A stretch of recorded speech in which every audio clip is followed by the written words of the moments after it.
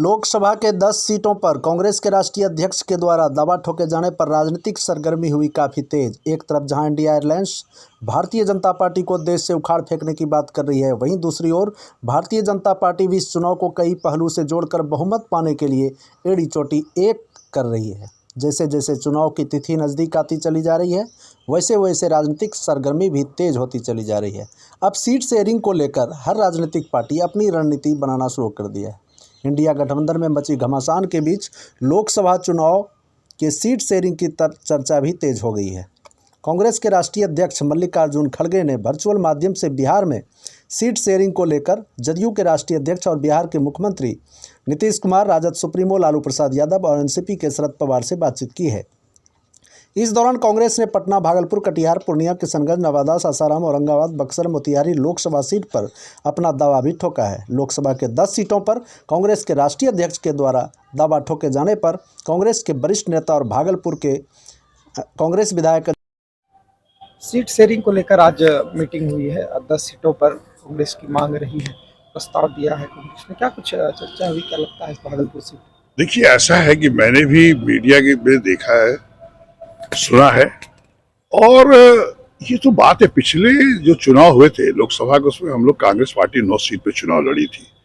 और जब इंडिया गठबंधन बना है, निश्चित तौर पर हम लोग चाहेंगे कि हम लोग 10-12 सीट पे चुनाव लड़े, लेकिन निर्णय तो आदरणीय राष्ट्रीय अध्यक्ष खड़गे साहब को, आदरणीय राहुल गांधी जी को, और इंडिया गठबंधन में जो घटक दल है जो बिहार से हैं, चाहे वो आदरणीय राष्ट्रीय अध्यक्ष माननीय मुख्यमंत्री नीतीश कुमार जी हों, आदरणीय लालू प्रसाद यादव जी राष्ट्रीय अध्यक्ष हों, या फिर और जो पार्टियां हैं, वो सब मिलजुल के तय करेंगे कितने सीटों पर कौन लड़ेगा।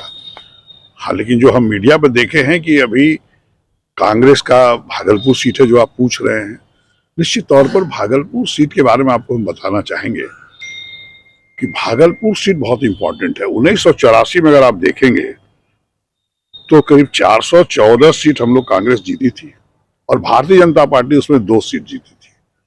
1989 अक्टूबर में जब यहां पर हिंदू मुसलमान के बीच दंगा कराया गया, सोची समझी साजिश थी, उसके बाद जो चुनाव 1989 नवंबर में हुआ, उसमें कांग्रेस पार्टी घट गई और बीजेपी 85 सीट जीती, जबकि आपको 84 में बताया थी 414 सीटों पे कांग्रेस जीती थी और मात्र 2 सीट बीजेपी था। हम लोग कांग्रेस का वहीं से गिरावट हुआ, ये पूरे देश में मैसेज था। अगर कांग्रेस पार्टी पहले जितना लड़े उससे अधिक सीटों पर लड़ता है और भागलपुर सीट लड़ता है, सिर्फ कांग्रेस के लिए रिवाइवल की बात नहीं होगी, ये और भी जो इंडिया गठबंधन में बिहार के पार्टी है उनको भी मजबूती मिलेगी। तो लड़ना चाहिए भागलपुर के साथ साथ और भी कुछ जिले की मांग की गई है, प्रस्ताव दिया गया है। देखिए, ये तय करेंगे कांग्रेस पार्टी के आदरणीय खड़गे साहब, आदरणीय राहुल गांधी, मैडम सोनिया गांधी। लेकिन निश्चित तौर पर मेरा भी मानना है कि पिछला हम लोग 9 लड़े थे और हम जहां भागलपुर से चुनाव लड़ते हैं शहर से, ये बीजेपी का गढ़ रहा है। हम तीसरी बार जीते हैं यहां से।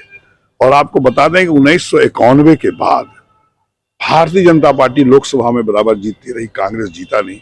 हमारे आदरणीय भागवत आजाद 5 बार एमपी रहे भागलपुर लोकसभा से।